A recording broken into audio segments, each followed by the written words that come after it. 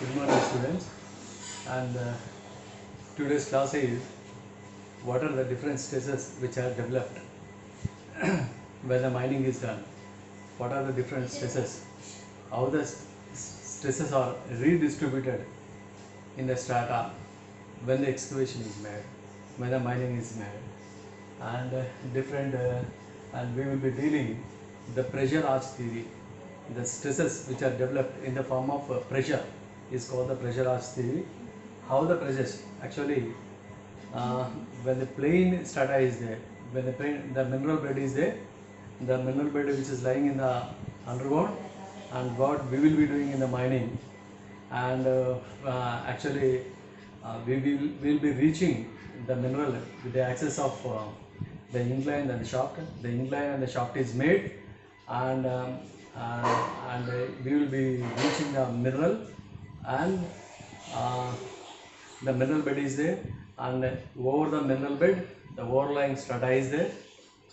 The aim of the mining is excavation of the mineral bed. But here two things are there, and the underground is there, and the open cast mining it is there. Underground mine, actually we lay the inclines, we lay the shaft with the help of these two are called the axis of the mines. So when the incline is made in the mine, and so we directly go through the inclines, and the bottommost point we reach there the mineral bed is lying there, and the mineral bed is excavated there, and this is the sequence we are doing in the mining. When shaft is made, the shaft is the direct vertical axis from the surface to bottom of the mineral, which is made, and which is used as access for reaching to the mineral bed, where the aim of mining is the excavation of the mineral bed. The excavation of the mineral bed is done after after laying the access of the mine. The access are mostly the inclines are made, the shaft is made, and the inclines and the shaft is, and which are the access to the underground mine. Directly you will be reaching to the mineral point. So the mineral bed is exposed, and the mineral bed is and they exploited is excavated with the mining techniques. It is there. So yeah, this is the underground mining. So the mineral bed is there. Over the mineral bed, the strata is there, and when the mineral bed, suppose the coal is there, 3 meters coal is there, 3 meters or 30 meters coal is varying. The 3 meters coal, the board and pillar mining is there, development deep pillar mining is there. In the board and pillar mining system of mining, the development and deep pillaring 3 meters with a special permission, the 5 meters the coal is excavated in underground. But when you go for blasting gallery method, up to 30 meters of the coal bed is excavated in the ground. So 3 meters to 30 meters, 3 meters to 30 meters coal bed, the thickness of the coal is excavated in the UZ bag. Actually, before the excavation, some kinds of forces are there. What are the different forces which are existing in the ground itself? We will see. When the excavation is made, when the 5 meters of the coal with the help of border pillar mining development and repillering is excavated, how the stresses are developed. But when you go for the blasting gallery method, where up to 30 meters of the coal, this is the special method where the thickness of the coal 30 meters is excavated. When 30 meters of the coal is excavated, how the stresses are developed. And this is the class we deal. What are the pre-existing strata pressure? What are the pre-existing forces, stresses, and the pressure which are there in the strata itself? When the excavation is there, when 3 meters excavation is there, how the stresses are developed in the and distributed over the roadway, over the excavated area. And when 5 meters is excavated, how the stresses are developed around the roadway, around the excavation. And the 30 meters of coal is taken out, is excavated, how the stresses are developed Now the stresses are developed around the, around a roadway, around a excavation. So our class deals with what are the pre-existing the forces, what are the pre-existing stresses and the pressure which are acting on a block of rock, which are acting on a strata, and a mineral bed. But when an excavation is made, all the stresses are redistributed. These stresses are redistributed when excavation is made. So let us compare these two stresses. The before the mining excavation is done, and after that the mining excavation is done. We will compare. Before that, the vertical stresses, the vertical compressive stresses which are acting, and after and the lateral compressive stresses which are acting on a block of rock. After that, after when the excavation is made, so the stresses are formed in the form of a arch, and that is called the pressure arch. So we can say this is also the pressure arch theory. So our point is, our class is how the stresses are, which are developed when the roadway is made, how the stresses are which are developed in the roadway.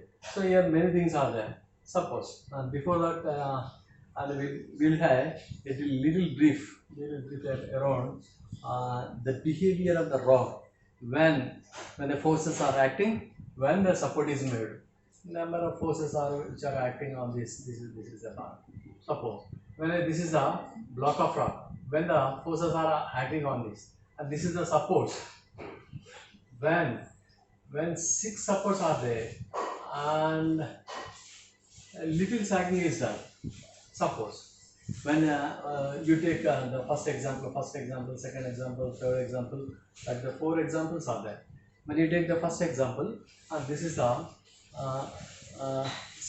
this is the mineral bed, you think, and this is the mineral bed.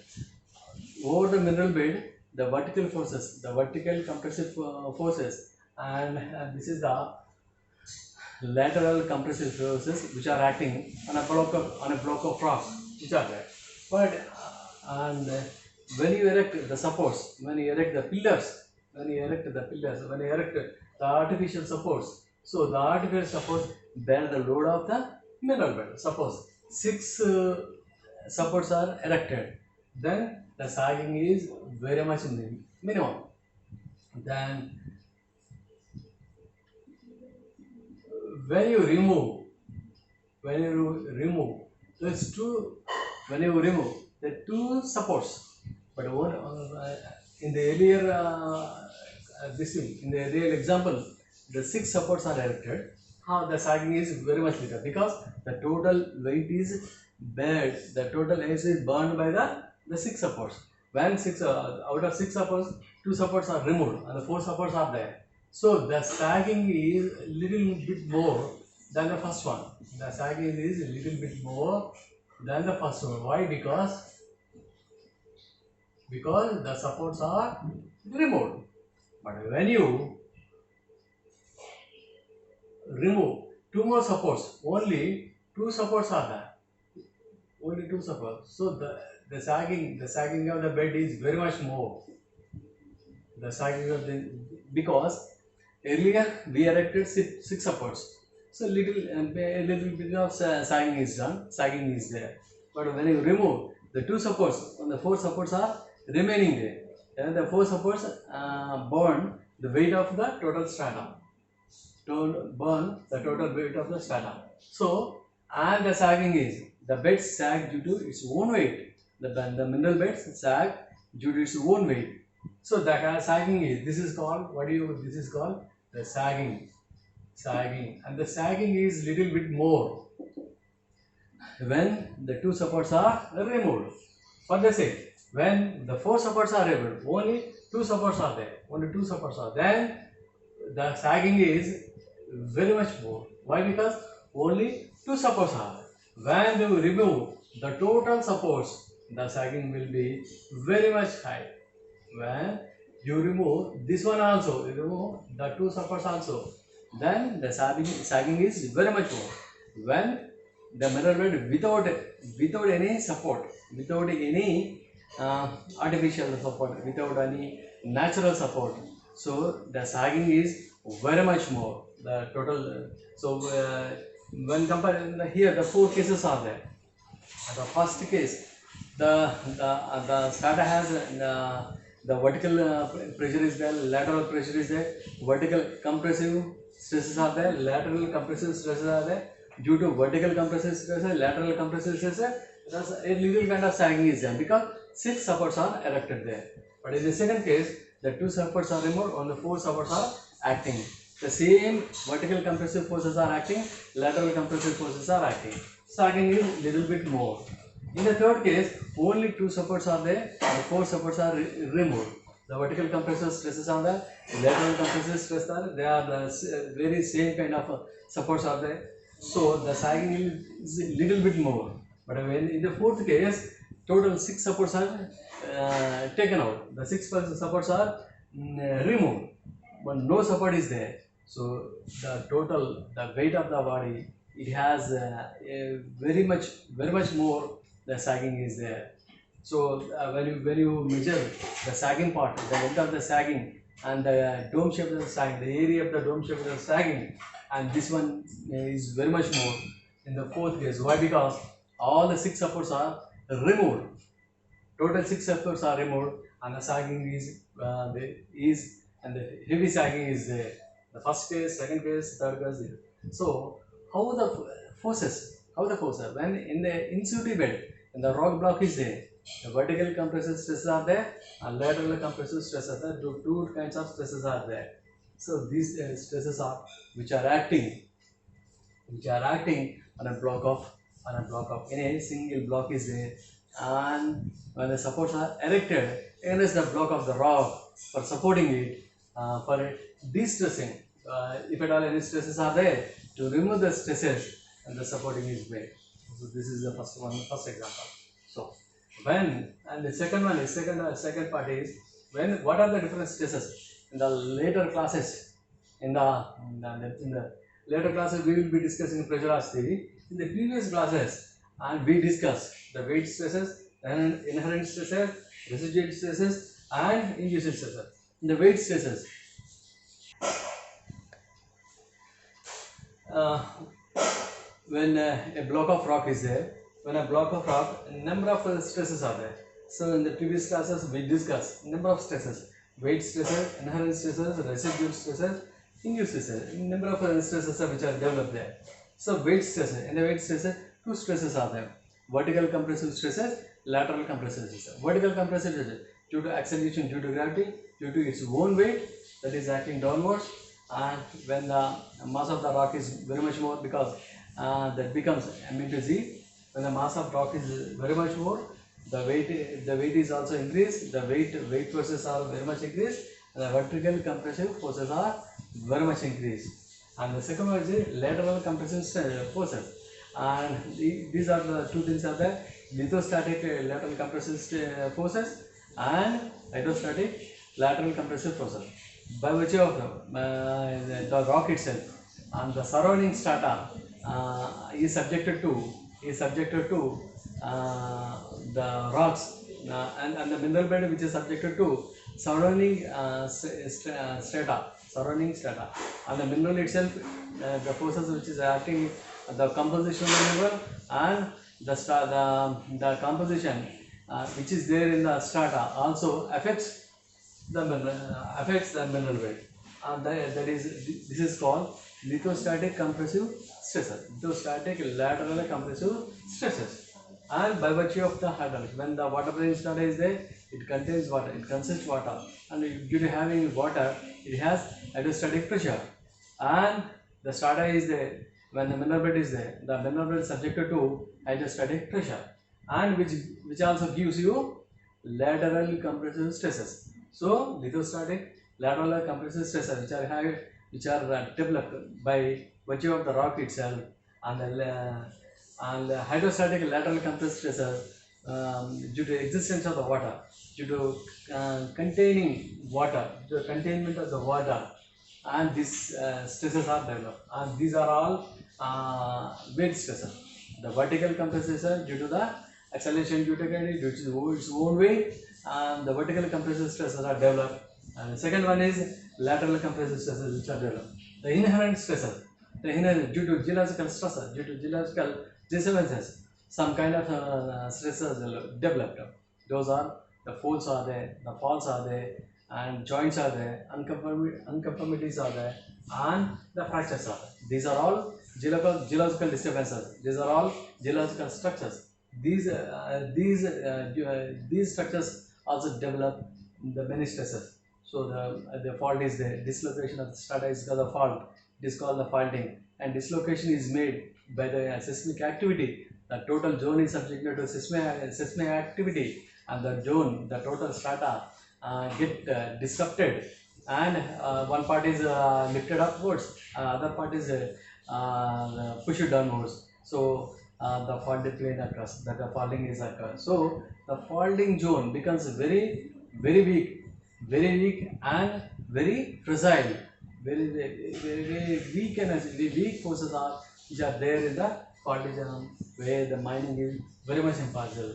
And this is called inherent stresses. And residual stresses, when impact loads are, when the mineral bed is subjected to impact loads, the impact and that retains some kind of energy, that retains the strain energy, and those stresses which are called residual stresses, which are called and individual stresses are there. The mining is there, the underground mining is there, and UC mining is there, underground mining is there, and open cast mining is there. In the underground mining, the phases of the mining are drilling, blasting, transportation, and the loading. And these are the different phases of the mining is there. And different phases where the drilling and the blasting is done, where the workmen, the coal cutters, lay the drill holes, and the coal cutter charge the drill holes with the explosive, and the blaster and the shock fire blast the blasting pattern, and the coal is excavated. And by this blasting, the stresses are developed. The stresses are developed by this by this blasting, and these are called induced stresses. In the similar manner, open cast mining is there. In the open cast mining also, and the drilling, blasting, loading, transportation, these are the different phases. But the drilling and the blasting is there. In the drilling, and a few less kind of stresses are developed. But when the blasting is there, the total strata is very much affected. Why? Because the mechanized mine is there. The 50 holes are charged with 50 tons of explosive. When the 50 tons of explosive is used for the blasting, then the total adjoining strata is very much destabilized, and these are induced. These stresses are what we call the induced stresses, which are given out by the blasting. Maybe in the using underground mining, maybe in the open cast mining, and these two due to these two mining, the stresses are very much developed. So when the stresses which are acting on a block of rock, these are the different stresses which are acting on a block of rock. So now when our class is when the excavation is made, what are the pre-existing also, what are the forces before the excavation, or what are the different forces which are before before excavation is made, and how the stresses are redistributed when the excavation is made. And let us compare the before the excavation and after the excavation. What are the forces, what are the strengths, what are what are the stresses which are developed before the excavation of the mining, and what are the stresses developed after excavation of the mining.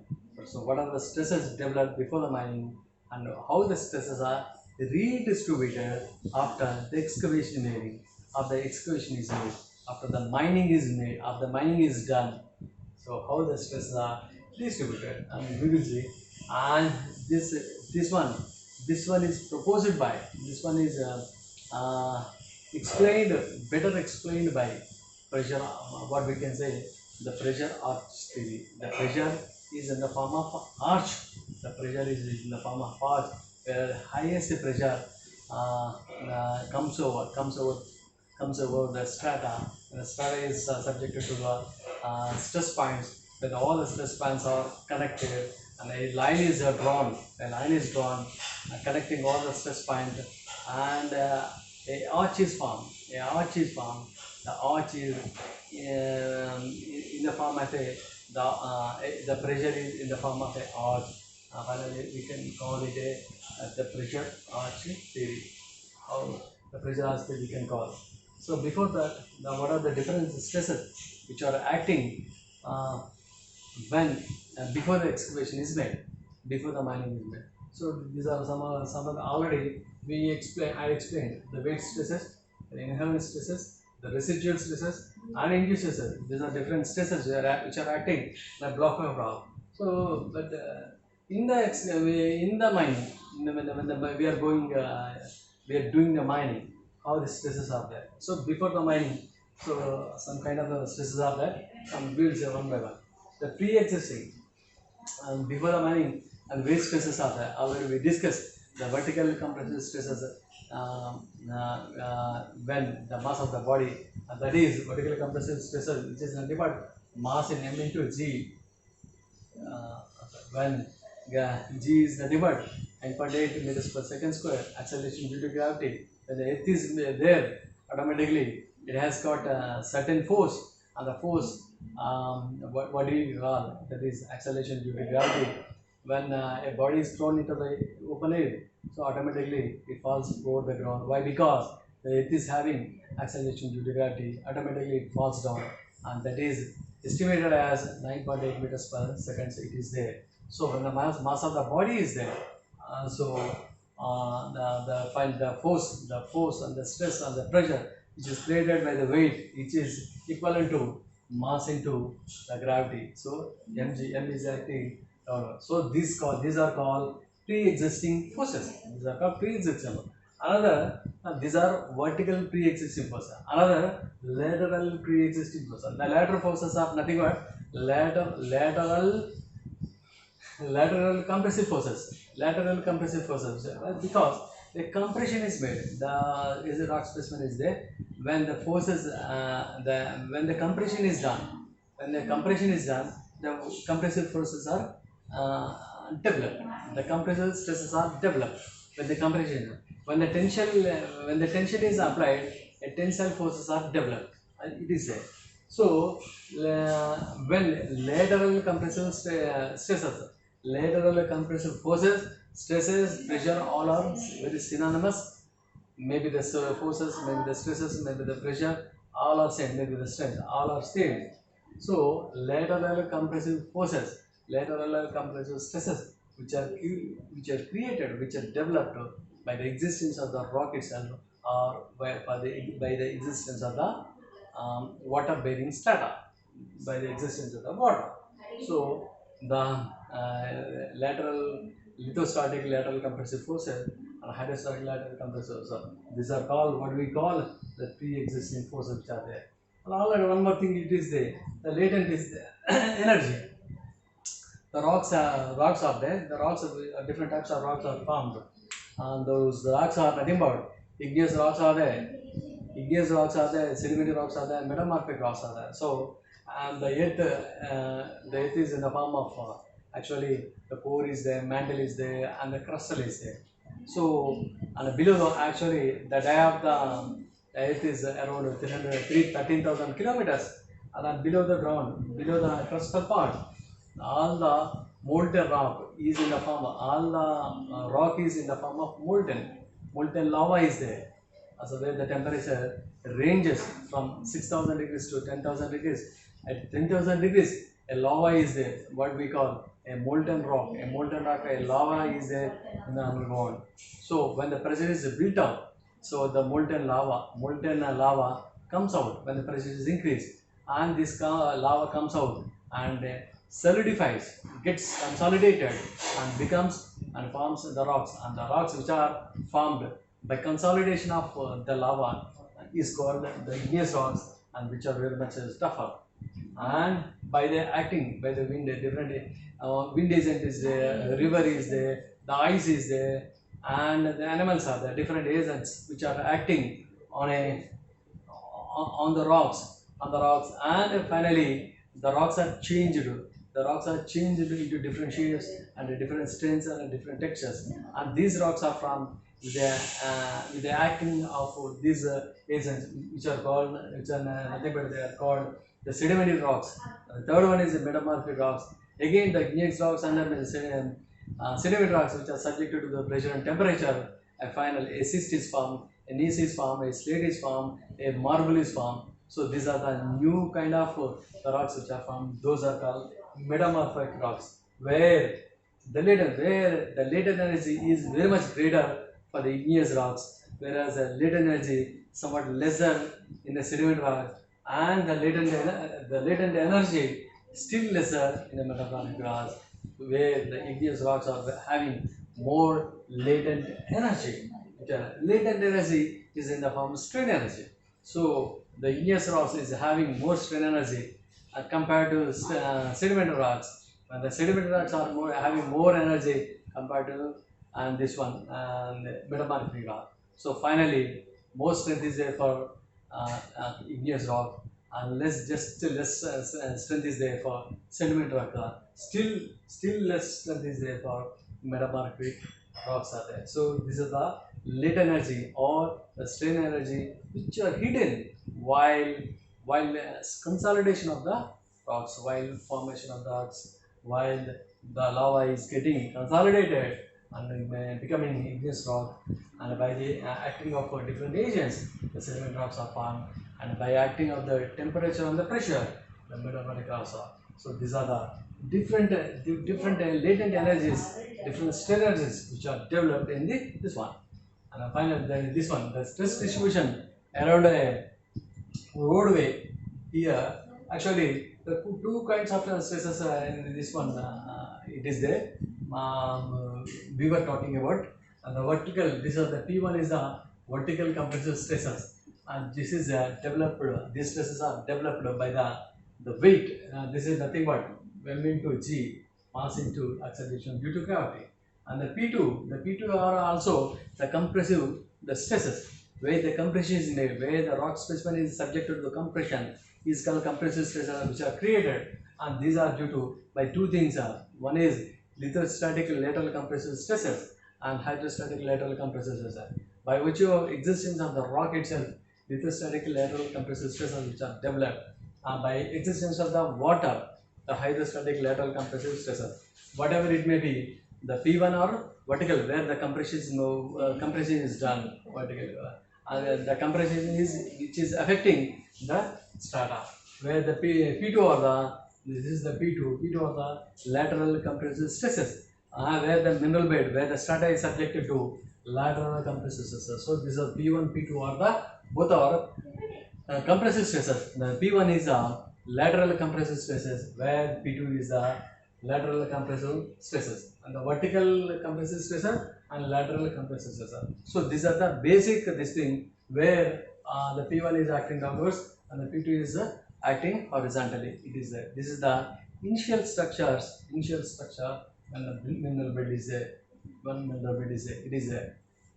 Suppose, and this is the strata, and this is the roadway, where this is the roadway where excavation is made, and this is the coal block. This is the coal block. The coal block, the thickness of the coal may be 3 meters, maybe 5 meters, maybe 10 meters, maybe 30 meters. So with the bottom pillar of development, we excavate the coal around 3 to 5 meters of the coal. And this one, when you go for the blasting gallery method, and it ranges between 20 meters to 30 meters. Up to 30 meters of the coal is excavated. A large strata is very much distributed. So this is the excavation we made in the roadway. This is the coal which is to be excavated. And the coal and different layers are there, different strata. The strata is in the form of it is not in a massive form. The strata is in the form of layers. While consolidation, layers, different types of layers are formed. So all the layers consist different types of minerals, different types of rocks are there. So all the rocks are different. This is the first layer, second layer, third layer, fourth layer, fifth layer. So all the overlying strata are in the form of layers. So this is the mineral bed. The ranges, maybe suppose we coal is there, the 3 meters and the 5 meters and 30 meters is there. So 30 meters coal bed is there. And over the coal bed, number of layers of the strata are there. All the strata are these are this is the overlying strata. By the way, overlying. So and below, underneath this strata, the coal, the mineral bed is there, which may be 3 meters to 30 meters, 3 meters to 30 meters coal is there. But over the 30 meters of the coal, and mineral bed, a strata bed is there. The strata consists number of layers, and each and every layer consists the number of rocks, number of the metals. The strata consists, which we call a stratum. So the single layer is called stratum. Different layers are called the strata. So overlying strata, the consist number of layers and the number of the stresses which are acting on this one. So and this is when this is the coal block. Totally it is there. So when the roadway is made, when this part of the coal is removed, actually the vertical stresses which are acting very this one, uh, which are acting vertically downwards, and which are acting vertically downwards. And the last one, this one, this is the P1. P1 is vertically acting downwards, and the P2, this is acting horizontally, and P1 is vertically compressive stresses.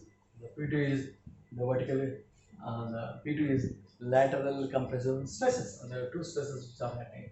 When this expression is there, and this one P1 stresses and P2 stresses are redistributed. The redistribution is done.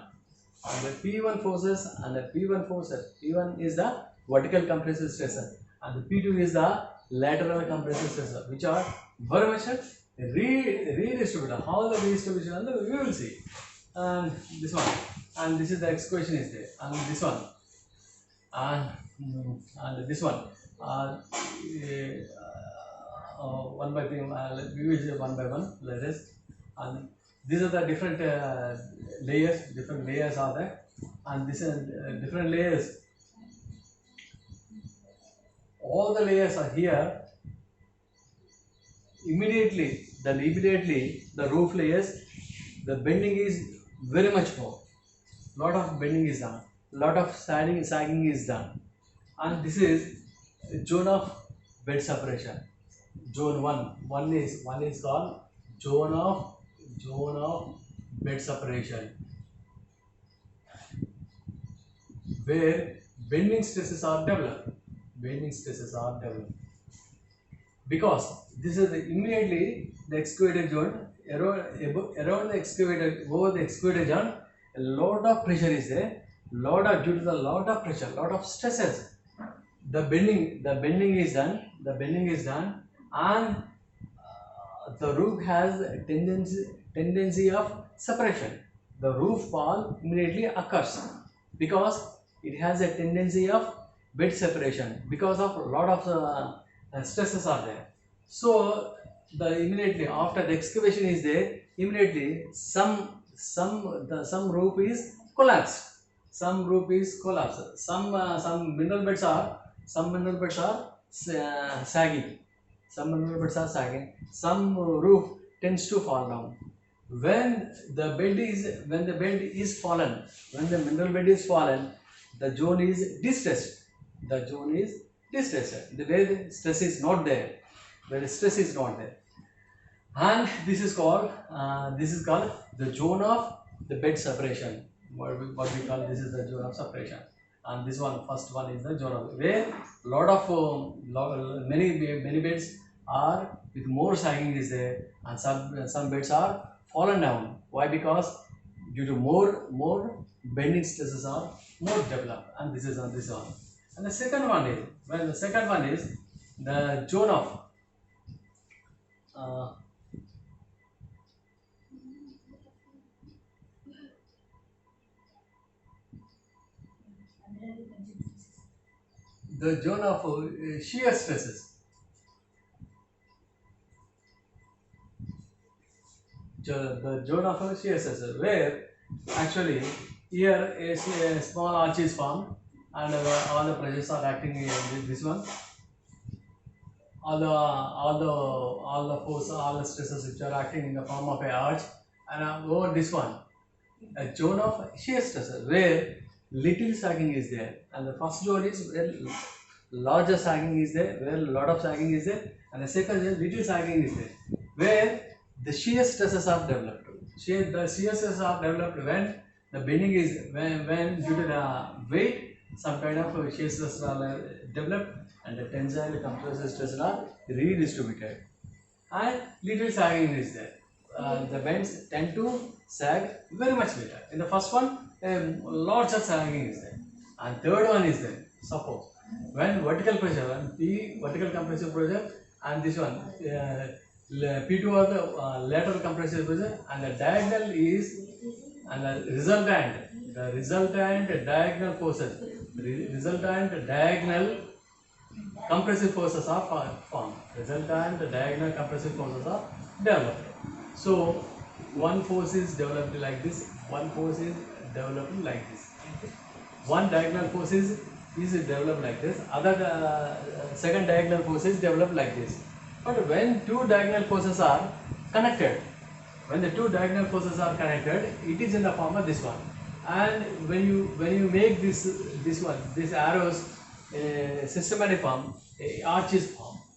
When the two diagonals are connected, a arch is formed. One diagonal is resultant compressive forces, and which is created, which is formed due to the vertical compressive process and the lateral compressive. One diagonal is formed, another diagonal is formed, and when the two diagonals are connected, a V shape, the tumble down V shape, which is created. But if you put in the systematic inverted V, when the inverted V, if you put in the systematic manner, a dome is formed, a arch is formed.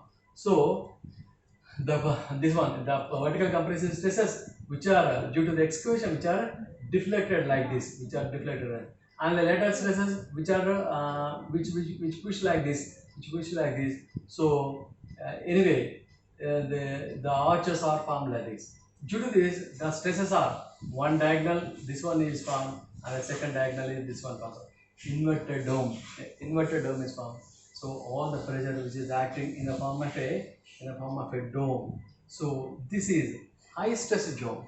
So the pressure point which is acting upon a dome, high stresses, many high stresses. And the first zone is a zone of bed suppression. Most stresses are there. The bed is fallen down. It becomes a distressor. And the second one, little sagging is there, and stresses are there. And third one is, and many stresses are there. The stresses are in the form of inverted dome. Inverted dome is formed, and in the form of a arch. So high pressures which are built up and acting upon a arch, acting upon a dome. So high stress zone. This is what do we call high stress zone. The third one is high stress zone, where the corner points, the abutment pressure is created. Due to the abutment pressure, the corners of the pillars fail down. The corners of the roadway. Why? Because they fail down. Because a lot of vertical compressive pressure will be acting on this one, developed, and due to this, and the failing is done. That is there. And the fourth one is this is one of the zone of floor heaving. The zone of floor, and this one, the floor is there. The floor where compressive stresses are there, the floor is subjected to the compression. Again, the floor gets heaved. The floor becomes like this. When the force is acting like this, many folds are there. Many folds are there. Due to the many folds, the compression is there. So this is called the zone of floor heaving.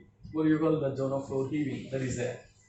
And the fifth one is the zone of pillar bulging. Actually, the straight, this is the pillar like this. When many stresses are there, many stresses, and the stresses try to escape. That stresses try to escape from the pillar. The stresses try to escape from the pillar. So the pillar budges. The stresses which are acting on a pillar and tries to escape outside, tries to escape into the roadway. So in the process, a bulging occurs. So this is called a zone of bulging. A zone of bulging. So yeah, the fifth zone is what we call the zone of bulging. So these are the different types of the pressure parts are there. Zone of bed separation is there, and the second is the uh, where the zone of sagging is there. Third is the zone of high pressure. Zone of high pressure is there. Fourth one is the zone of floor heaving, and the fifth is the zone of pillar budging. Like that, the five zones are created by this one. And in this thing, and different stresses are there. And the B stresses. When the excavation is there, in the first one, lot of stresses which are developed here. Due to the stresses, some the beds are fallen down. Roof fall occurs. Some beds are fallen down due to more stresses, and some beds are sagging very much.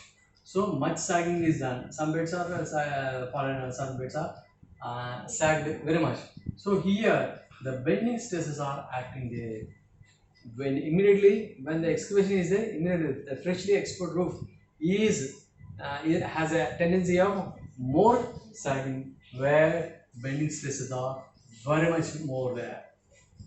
And this one, and when excavation is there made, and the roof bed bulge when a lot of sagging is there, and the sagging is not continuous.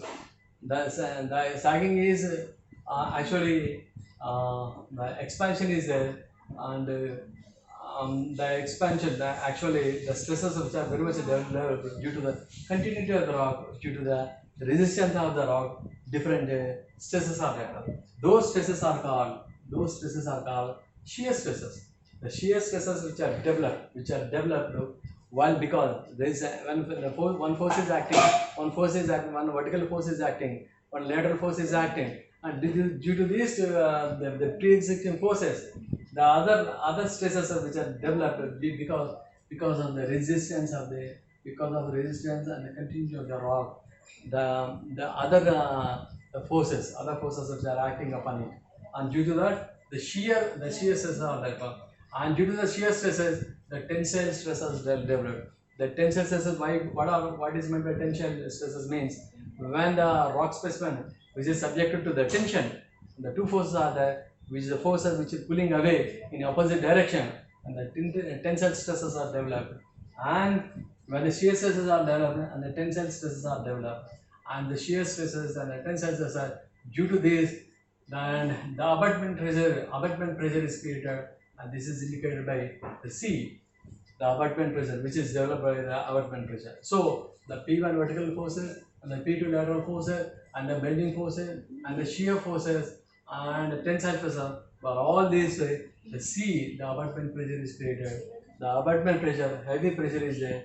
The heavy pressure is in the form of arch, where different pressure points are there. So, and all the pressure points are connected. The high stress points are connected, and it forms a arch. So all the pressure points are lying on an arch. So we call and a pressure arch. A pressure arch is formed. So many stresses are there. When you see all the points which are on the arch are highly stressed one. Highly stressed. So when you connect the highly stressed pressure points, it forms the pressure arch. It forms a pressure arch. So this is called the pressure arch thing. So due to this one, and by all these things, by all the vertical compressive stresses, the P2 lateral compressive stresses, the bending stresses, the shear stresses, the tensile stresses, the abutment abutment stresses created, and the corners fail where lot of roof collapse is done, where the high supporting is very much needed. This is the zone where high supporting has to be erected, and that is called the abutment pressure. In the long wall area, the abutment pressure is very much more. Then the face length is 100 meters to 200 to 50 meters, and the panel length is 5 meters. High abutment pressure is on the created, and the long wall binding, and the long wall. This one is long wall. The panel high stress level is there, where the power supports are there. The erection of the power supports, 320 tons to 1200 tons. Each power support is having that much strength. As a minute, 100 to 250 the power supports which are erected in the long wall, where the abutment is very much more due to the larger excavation. So this is the stress distribution in a roadway. Thank you.